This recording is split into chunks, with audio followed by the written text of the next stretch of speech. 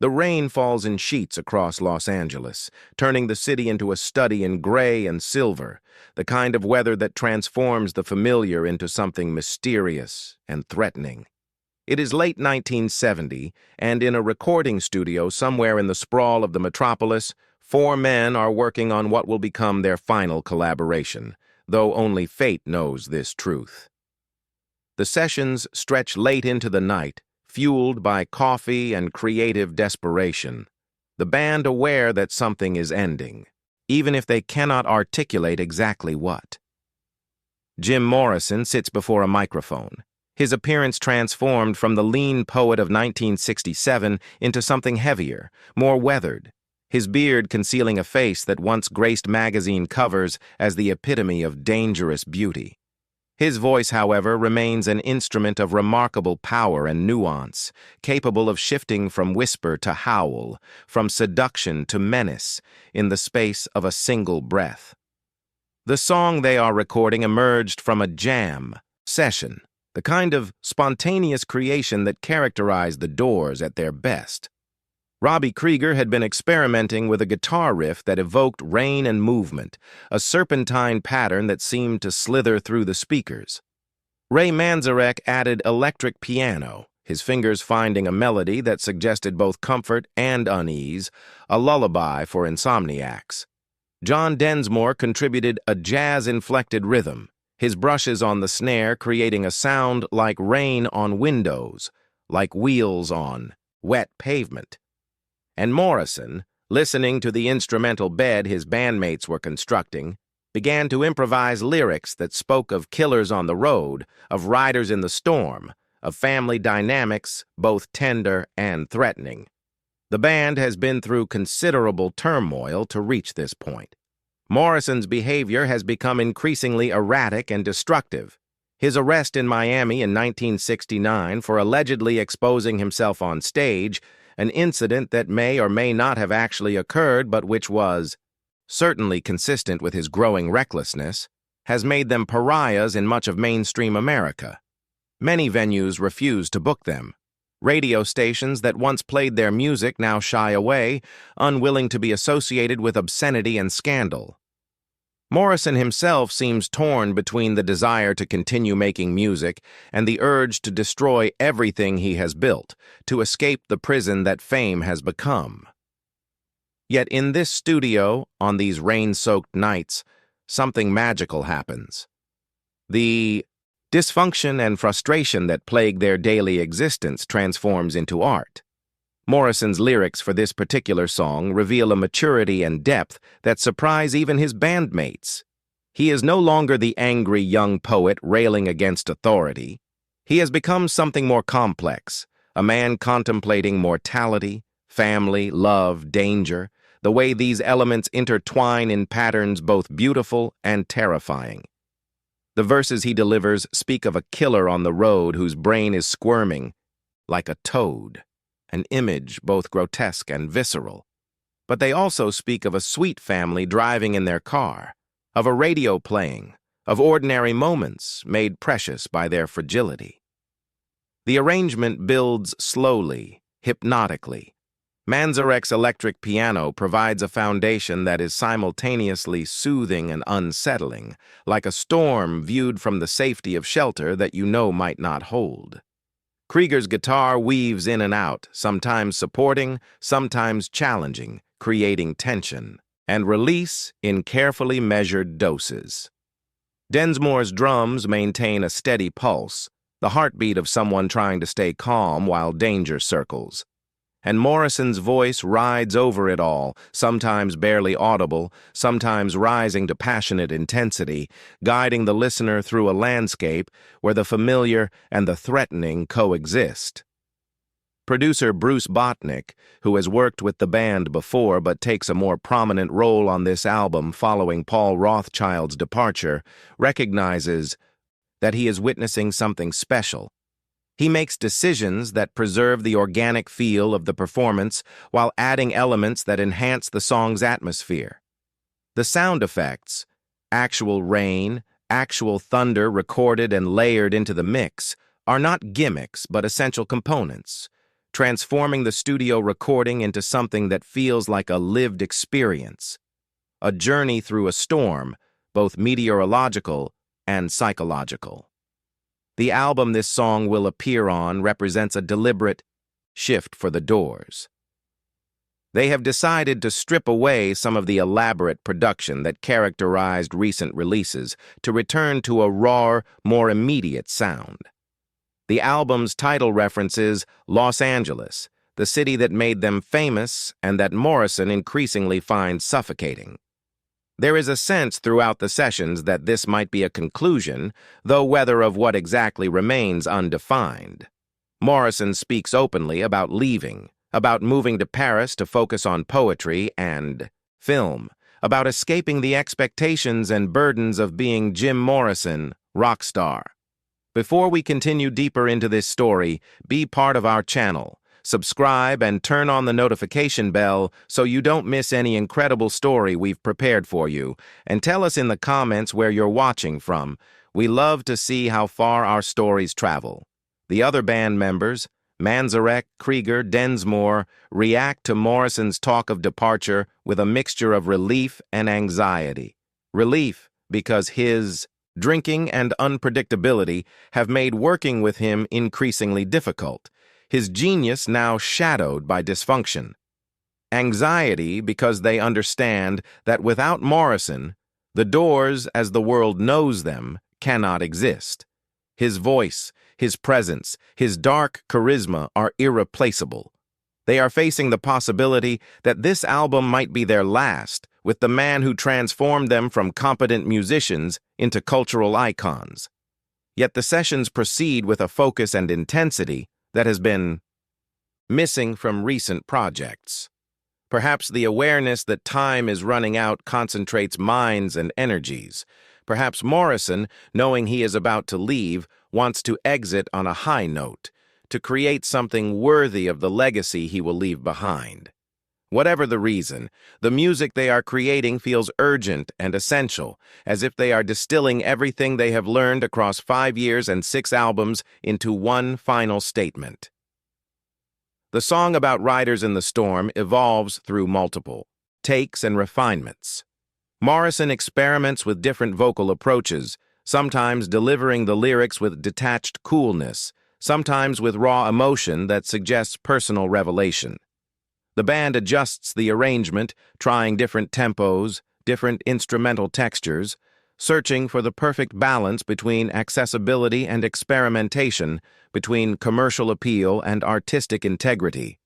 They know this song could be important, could perhaps give them the radio presence they have lost since the Miami incident tarnished their reputation. The lyrics Morrison has written contain layers of meaning that reveal themselves gradually. On the surface, the song tells a simple story: a dangerous figure on the road, a family driving through a storm, a plea for connection and escape. But deeper examination reveals Morrison wrestling with his own nature, the division between the destructive impulses that have nearly destroyed him and the desire for genuine human connection, for family, for love. The killer and the family exist in the same space, perhaps in the same person. The storm, both external weather and internal chaos. As the sessions progress through late 1970 and into early 1971, the band works on other tracks for the album, but this particular song remains central. It is the clearest expression of where they are as artists and as individuals, more mature, more reflective, aware that the wild years are ending, uncertain about what comes next. Morrison's vocals, on the final take, carry an authority and nuance that remind everyone why, despite all the problems, he remains irreplaceable. His voice has deepened, gained weight and texture, lost some of its youthful brightness, but gained something more valuable: the sound of lived experience, of hard-won wisdom. The production choices Botnick makes enhance the song's hypnotic quality. The rain and thunder sound effects are mixed to create an immersive environment, placing the listener inside the car, inside the storm, inside the experience Morrison is describing. The electric piano has a shimmer that suggests both water and electricity, danger and beauty in equal measure. Krieger's guitar solo, when it arrives, is economical and perfectly judged, adding emotional intensity without overwhelming the song's delicate atmosphere. By the time the album is completed in January 1971, everyone involved senses they have created something significant. The sessions have been remarkably productive, yielding an album that feels cohesive and intentional, a proper artistic statement rather than a collection of disconnected tracks. But there is also a melancholy hanging over the project, a feeling of goodbye not yet spoken aloud. Morrison makes plans to move to Paris. The other band members begin considering what they might do if the Doors no longer exist in their current form. The album is scheduled for release in April 1971. The song about riders in the storm is chosen as the lead single, the track most likely to receive radio airplay and remind people that the Doors are still a vital creative force despite the scandals and setbacks. But before the album's release, before the world can hear this final collaboration, Morrison leaves for Paris. He tells the band it is temporary, that he just needs a break, some time to reset and remember why he started making music in the first place. But there is a finality to his departure that suggests he knows, perhaps they all know, that this chapter is closing. In Paris, Morrison attempts to reinvent himself. He grows his beard longer, gains more weight, dresses in ordinary clothes rather than leather and theatricality. He writes poetry, visits museums, drinks in cafes, tries to live the life of an anonymous artist rather than a rock star. He speaks to friends about feeling liberated, about finally escaping the cage that fame built around him. But he also drinks heavily, struggles with depression, seems unable to fully escape the darkness that has pursued him for years. Back in Los Angeles, the album is released in April to positive reviews and respectable sales. Critics note the band's return to a rawer sound, Morrison's mature vocal performances, the overall quality of the songwriting. The single about riders in the storm receives significant airplay, climbing the charts and reminding audiences of the Doors' ability to create music that is both commercially accessible and artistically substantial. The song's atmospheric production and Morrison's hypnotic vocals make it a radio favorite, perfect for late-night listening, for driving through rain, for contemplative moments when the boundary between internal and external weather feels permeable. The remaining band members give interviews promoting the album, carefully navigating questions about Morrison's absence. They describe his departure as a temporary break, express confidence that he will return when ready. But privately, they begin to accept that the Doors as they have existed might be finished. They discuss continuing as a trio, perhaps with guest vocalists, or simply moving on to other projects. The future is uncertain, the past irretrievable, the present suspended in uncomfortable limbo. Then, on July 3, 1971, Jim Morrison is found dead in his Paris apartment, in a bathtub, the circumstances mysterious and never fully explained. He is 27 years old. The news, when it breaks, transforms everything. The album released just 3 months earlier becomes Morrison's final statement, his epitaph, his goodbye. And the song about riders in the storm, with its themes of danger and mortality, of killers and families, of journeys through darkness toward uncertain destinations, takes on prophetic dimensions no one intended, but everyone recognizes. The single continues its climb up the charts, even as news of Morrison's death spreads. Radio stations play it with new frequency, listeners hearing in Morrison's voice not just artistic achievement, but premonition, the sound of a man singing his own elegy without quite realizing it. The lyrics about taking a long holiday, about letting it roll, about needing a friend, seem impossibly poignant in retrospect. Did Morrison know? Did some part of him understand that this was goodbye? The questions remain unanswered, but the song provides all the testimony needed. The remaining Doors members, Manzarek, Krieger, Densmore, are devastated, but perhaps not entirely surprised. Morrison's self-destructive trajectory had been evident for years. Friends had tried interventions, had watched helplessly as he drank himself toward oblivion, had sensed the death wish lurking beneath his creative brilliance.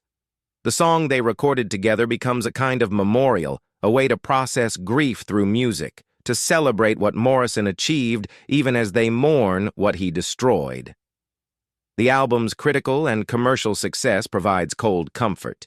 It reaches number 9 on the charts, their highest position since the debut. The single peaks at number 14, respectable for a band whose radio presence had been diminished by scandal. Critics praise it as a return to form, as proof that Morrison retained his artistic powers even as his personal life collapsed. But the men who made the album with him can only wonder what else might have been created if Morrison had found a way to survive, to transcend his demons, to age into the artistic maturity his final recordings suggest was possible. The song itself becomes one of the Doors' most enduring creations, perhaps the most recognizable after their breakthrough hit from 1967. Its atmospheric production ages remarkably well, sounding fresh and contemporary even decades later. The hypnotic groove, the rain and thunder effects, Morrison's multi-tracked vocals creating the sense of multiple voices or multiple aspects of a single fractured consciousness, all these elements combine into something timeless, something that transcends its specific moment of creation to speak to universal experiences of danger, longing, mortality, love. Cover versions appear over the years, ranging from respectful tributes to radical reinterpretations. But none quite capture the original's unique alchemy. The way Morrison's voice and the band's instrumental chemistry create an atmosphere impossible to replicate. The song belongs to a specific moment. Late 1970, a band sensing its end, a vocalist aware that his time is running short, musicians creating one final masterpiece before dissolution and death close the door forever. Music historians place the song in context with Morrison's evolution as an artist. The angry young poet of 1967, screaming about breaking through and destroying the established order, has matured into someone more complex, more interested in nuance and ambiguity than in simple rebellion. The lyrics speak of danger without celebrating it, acknowledge darkness without surrendering to it completely, suggest that love and family might offer salvation even as killers ride the roads. This maturity, evident throughout the final album, but perhaps most concentrated in this particular song, makes Morrison's death all the more tragic. He was finally growing into the artist he had the potential to become. The song's influence extends beyond the Doors' immediate sphere.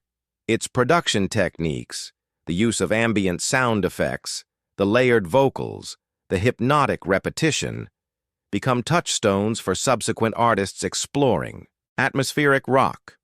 The way it balances commercial accessibility with genuine artistic ambition provides a template for musicians seeking to reach wide audiences without compromising vision. And Morrison's vocal performance, controlled and powerful, demonstrates that raw intensity and technical skill need not be mutually exclusive. The other Doors members continue making music after Morrison's death, releasing 2 albums as a trio with Manzarek and Krieger sharing vocal duties. But these efforts, while musically competent, cannot overcome Morrison's absence.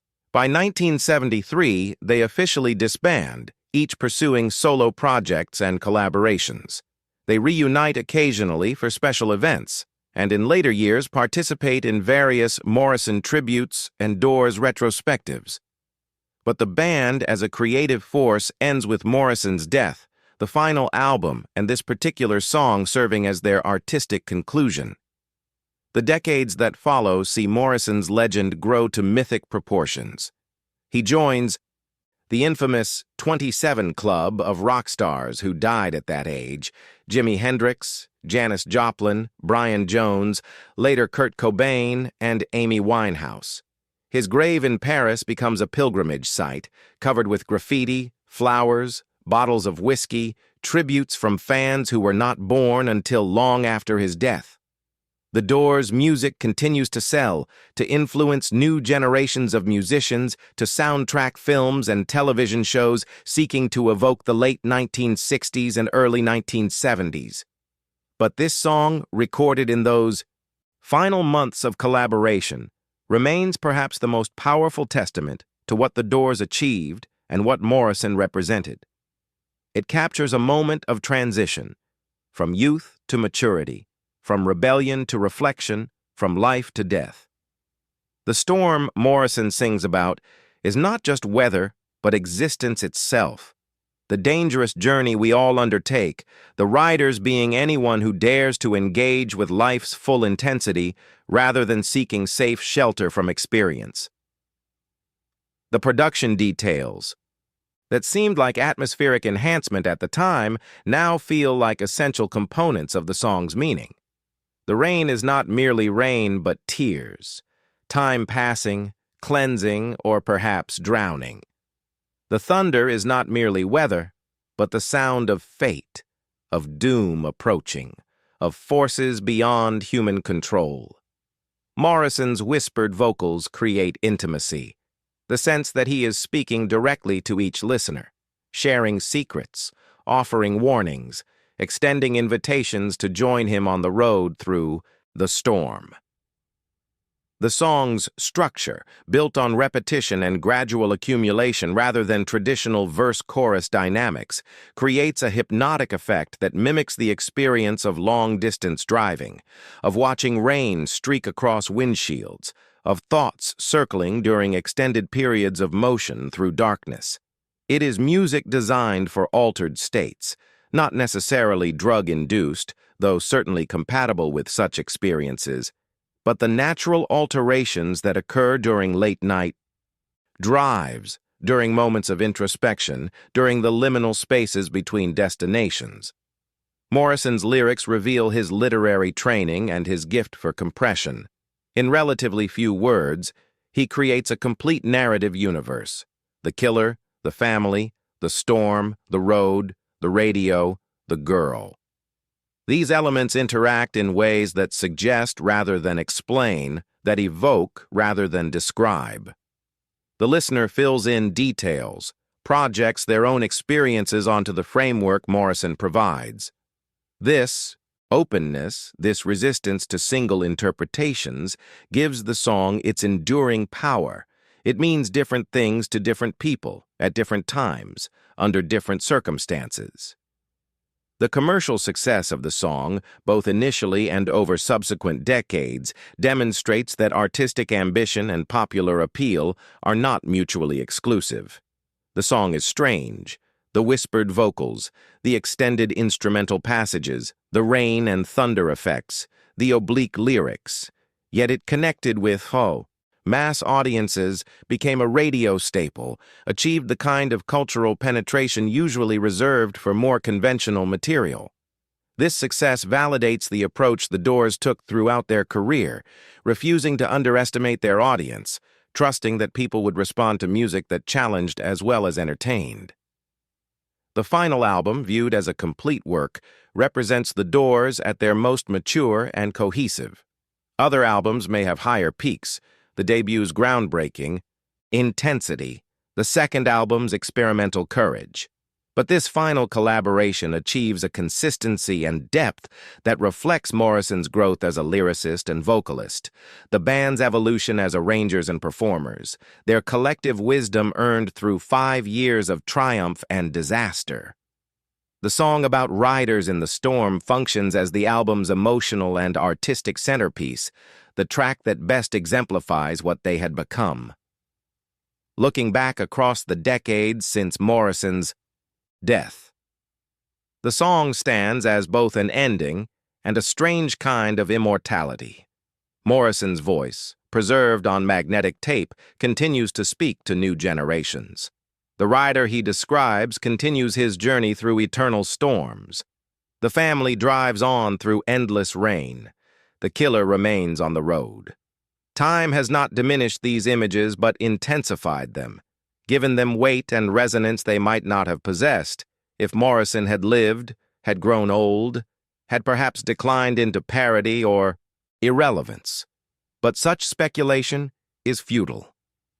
Morrison died at 27, and this song represents his final major artistic statement, the last Great Doors recording, the culmination of everything they learned and everything they were.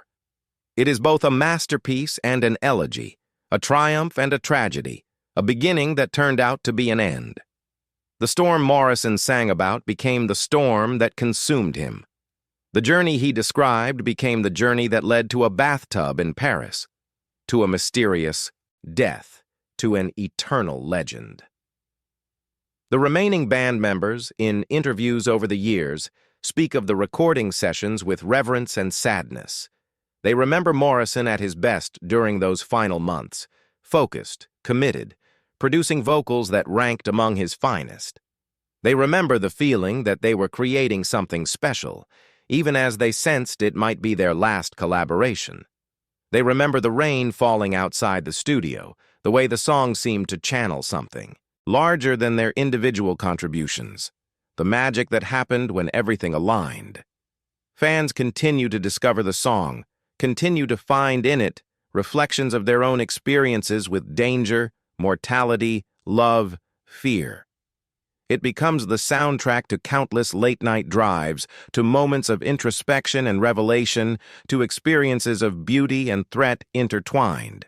The song's universality, its ability to speak to fundamental human experiences while remaining specific and concrete, ensures its continued relevance across changing musical fashions and cultural moments.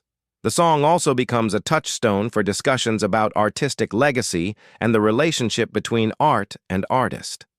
Morrison's self-destructive lifestyle is well documented, and debates persist about whether his demons fueled his creativity or eventually destroyed it, whether his death at 27 was tragic waste or somehow appropriate culmination. The song provides evidence for multiple interpretations. It is both mature and haunted, accomplished and terminal, celebratory, and elegiac. Music technology evolves over the decades, but the song's production remains remarkably effective.